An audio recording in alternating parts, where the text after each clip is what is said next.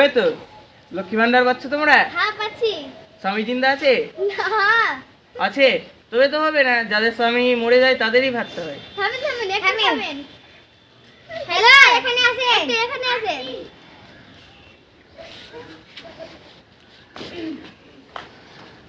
আচ্ছা কি হলো? আচ্ছা বলেন। এই এবার আমি ভাবতে পারে। হ্যাঁ? মরে গেল? হ্যাঁ স্যার। সার্টিফিকেট লাগবে? দুদিন পরে দিয়ে দিব স্যার। আচ্ছা।